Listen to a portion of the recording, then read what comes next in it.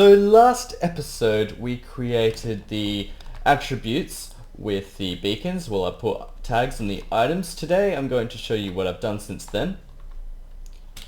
And nothing happened. There we go. Didn't throw it on properly. Alright, so now that we've treated this with Strondite, you'll see that it's got power 2 listed below it. So we're going to use this enchantment ID to determine how much power the leggings and helmet will use, because they're going to be used constantly. That's their powers I'm talking about. So this is going to consume power twice as much as something with power 1. So it's a good way of reading how much power a particular item consumes, and it's also a good way of adding this to bows as well.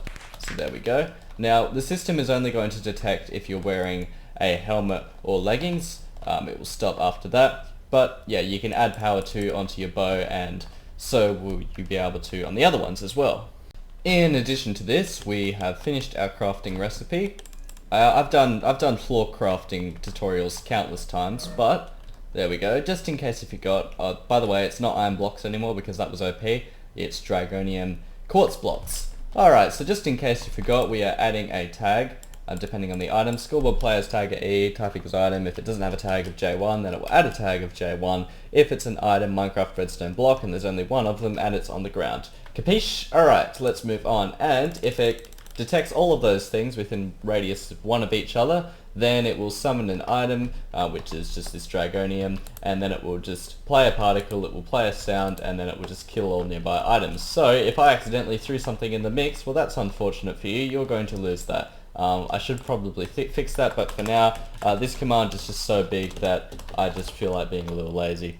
Alright, I took a quick break because this command is very intense on my head, but I have changed a few things. Each power suit is going to have an individual power level. I will show you what I mean. Let's get 1, 2, 3, 4, 5, 6 leather caps and chuck them all down.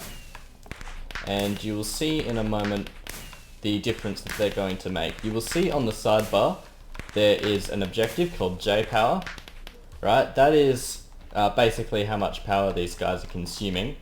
So we got our different caps, and you'll notice that they have different power levels. This has got power 3, 2, 2, 2, 2, and 1. Now if you haven't guessed, power 1 starts draining power 20 times per second. Let's take that off. Now this is going to drain power 40 times per second, and this last one is going to drain power at a whopping 60 times per second. Now, when that number reaches a certain number, then it is going to reset to 0 and take 1 Jragonium away from me. And that's how the power system is going to work. And also, it works for leather chest plates. There we go. So, there we go. So if you wear 2 at once, then it's going to start draining 120 per second because of the way that... Oh wait, not chest plate, whoops. Leggings. I was wondering why the number wasn't changing. They have to be leather. They have to be leather, indeed. Oh, actually, do they? No, they don't have to be leather at all. They can be anything. I might make it, though, that it has to be leather. But you'll notice that my power is going up very, very quickly now.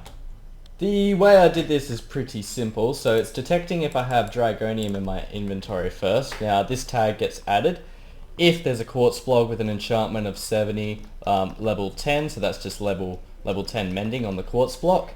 Now, if it does detect that, then it is going to detect what kind of armor I have. So this is inventory slot 101, which means your leggings slot. And if there's something with a level power 1, then it's going to add 1 to your J power score. And if it's power 2, then it will add 2, and so on, and then I'll repeat that for the helmets. Right, so my progress so far, I'm just planning out the abilities for the leggings. You put the leggings on, you get haste 2. Or so I thought.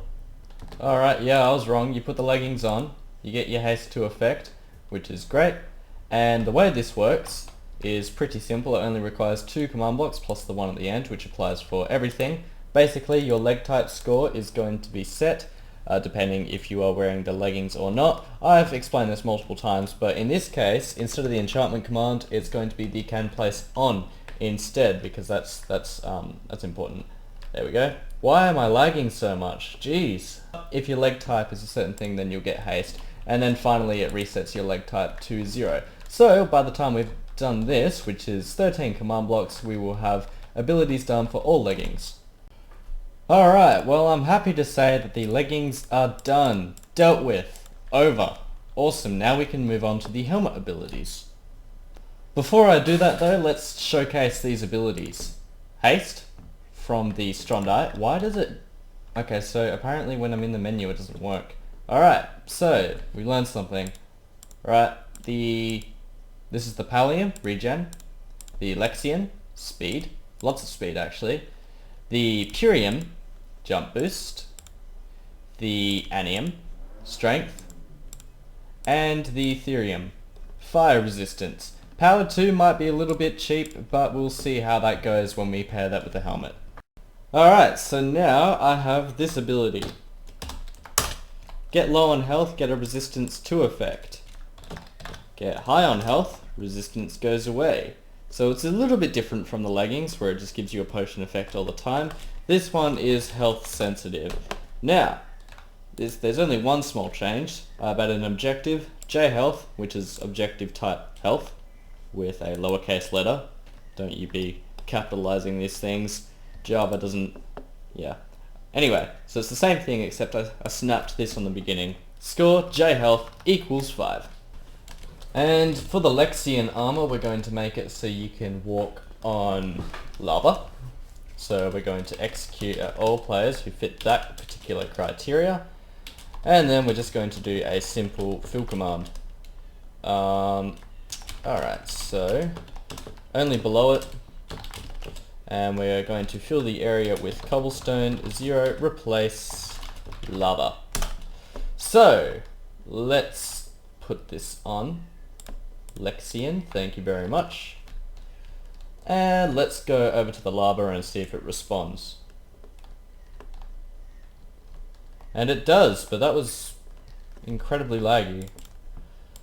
Alright, I might have to slow down the clocks for this because that always seems to do the trick. Alright. So, it seems quite random, doesn't it? It's a bit odd behaviour. Let's try one more time. Because, yeah, can you see that though? It's like filling up the... Yeah, that's strange. Maybe because it's flowing lava.